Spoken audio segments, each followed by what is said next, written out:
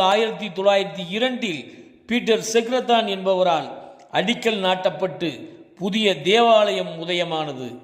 1924 செல்வநாதர் என்பவரால் 140 அடி உயர கோபுரம் விண்ணை தொடும் அளவிற்கு உயர்ந்தது. உயர்ந்த கோபுரத்திற்கு ஏற்ற பிரமாண்டமான மணியை பிரான்ஸ் தலைநகர் பாரிஸில் இருந்து 1925 வாங்கியுள்ளனர். மணியின் எடை 760 கிலோ, அன்றைய மதிப்பு ரூபாய் 2000.